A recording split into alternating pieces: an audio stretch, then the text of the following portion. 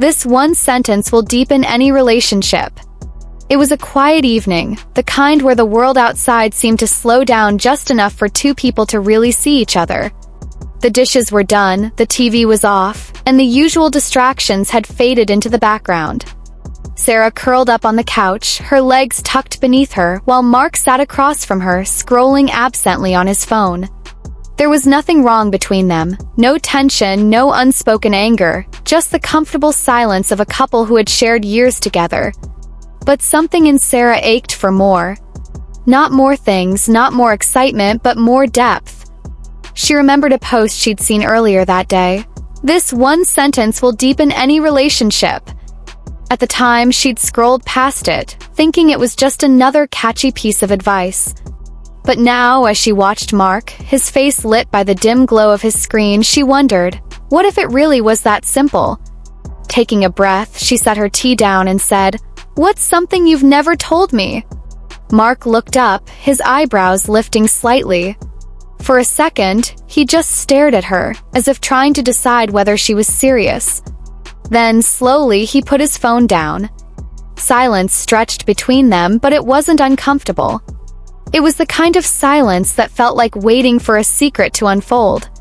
Finally, Mark exhaled and rubbed his palms on his knees. "You know how I always joke about being bad at cooking?" he said.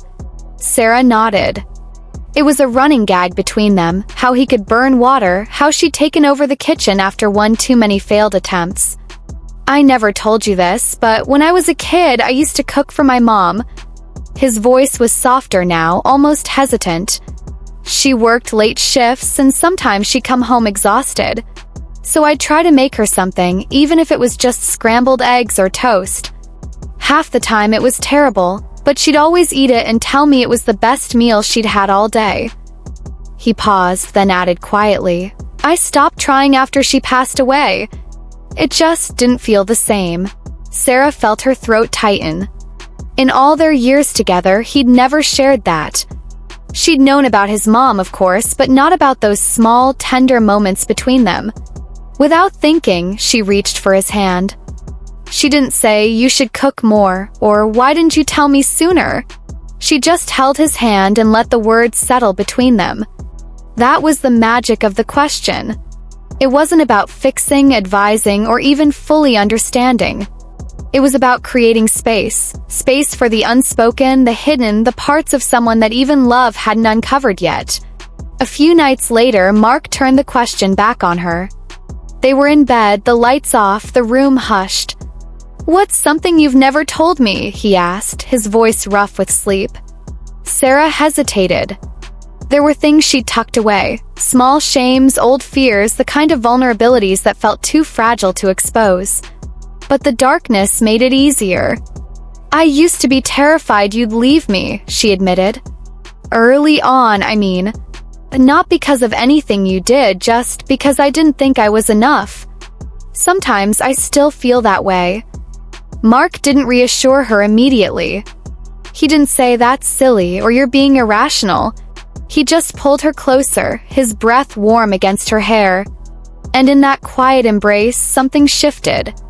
The fear didn't vanish, but it lost some of its power, because now it wasn't just hers to carry. Love isn't built on grand gestures or perfect moments. It's woven from these small, raw exchanges, the secrets shared in the dark, the memories tucked away for years, the parts of ourselves we're afraid to show. "What's something you've never told me?" isn't just a question. It's an invitation. An invitation to be seen, to be known, to let someone into the corners of your heart you've kept locked. And the key to making it work? Listen.